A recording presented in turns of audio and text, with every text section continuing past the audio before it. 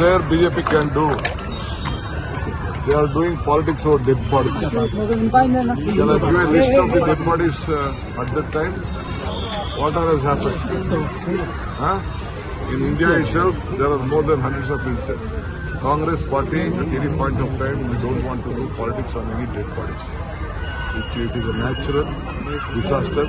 We condemn it. But let them do. Because their political base has been destroyed. So they wanted to, their parties to show their presence. They are doing it. Apart from nothing is there. No common man will cooperate with it. ಯಾವ ಸಾಮಾಜಿಕ ಕಾರ್ಯಕರ್ತರು ಯಾರು ಕೂಡ ಅವ್ರಿಗೆ ಸಹಕಾರ ಕೊಡುವುದಿಲ್ಲ. ಎಲ್ಲರೂ ಕೂಡ ಗೊತ್ತಿದೆ. ಸರ್ಕಾರ ಏನಾಗಬೇಕು, ಏನು ಕ್ರಮ ಕೈಗೊಳ್ಳಬೇಕು, ಯಾರು ಅದಕ್ಕೆ ಶಿಕ್ಷೆ ಕೊಡಬೇಕು, ಆ ಕೆಲಸ ಕೂಡ ಎಲ್ಲ ಮಾಡಿದೆ. ನಾವು ಒನ್ ಮ್ಯಾನ್ ಕಮಿಷನ್ ಕೂಡ ನೇಮಕ ಮಾಡಿದ್ದೇವೆ. ಏನಾದರೂ ಅವ್ರು ಹೇಳಲಿ, ಹೆಣದ ಮೇಲೆ ರಾಜಕಾರಣ ಮಾಡ್ತಾ ಇದ್ದಾರೆ, ಅವ್ರು ರಾಜಕಾರಣ ಮಾಡ್ಕೊಳ್ಳಿ. ಅವರಿರೋದೇ ಈ ಒಂದು ಹೆಣದ ಮೇಲೆ ರಾಜಕಾರಣ ಮಾಡೋಕ್ಕೆ. ನೀವು ಯಾವ ಕಾಲದಿಂದ ತೆಗೆದುಕೊಳ್ಳಿ. ಇಲ್ಲ ಬಿಟ್ನೇರೆಡ್ಡಿ ಇಂದ ಬಂದದ್ದು ತಗೊಳ್ಳಿ, ಇಲ್ಲ ಗಂಗಾಧರ್ ಕೊಲೆ ಪ್ರಕರಣ ತೆಗೆದುಕೊಳ್ಳಿ.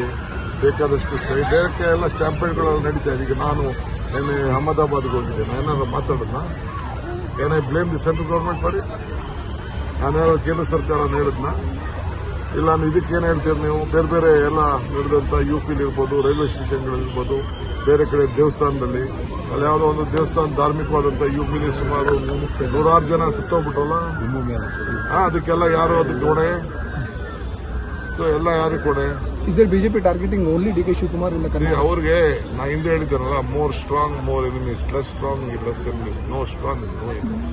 ಅವ್ರಿಗೆ ನಮ್ಮ ಕಂಡ್ರೆ ಭಯ. ಆ ಭಯಕ್ಕೆ ಪಾಪ ಏನೇನು ಅಂತ ಮಾಡ್ತಿದ್ದಾರೆ. ತಲೆ ಕೆಡಿಸ್ಕೋಬೇಡಿ. ನೀವು ನನ್ನ ಜೊತೆ ಇರಿ. 28ಕ್ಕೆ ತಿರ್ಗಾ ವಿಧಾನಸೌಧದಲ್ಲಿ ಪ್ರಮಾಣ ವಚನ ಸ್ವೀಕಾರ ಪ್ರಮಾಣ ವಚನ ಕಾಂಗ್ರೆಸ್ ಗೌರ್ಮೆಂಟ್. ಲೇಟೆಸ್ಟ್ ಹಾಗೂ ಇಂಟ್ರೆಸ್ಟಿಂಗ್ ಸುದ್ದಿಗಳಿಗಾಗಿ ಬಾಸ್ ಟಿವಿ ಕನ್ನಡ ಚಾನೆಲ್ನ ಸಬ್ಸ್ಕ್ರೈಬ್ ಮಾಡಿ. ಹಾಗೆಯೇ ಬೆಲ್ ಐಕಾನ್ ಪ್ರೆಸ್ ಮಾಡಿ. ಇದರ ಜೊತೆಗೆ ಫೇಸ್ಬುಕ್, ಇನ್ಸ್ಟಾಗ್ರಾಮ್, ಎಕ್ಸ್ನಲ್ಲೂ ಮಿಸ್ ಮಾಡದೆ ಫಾಲೋ ಮಾಡಿ.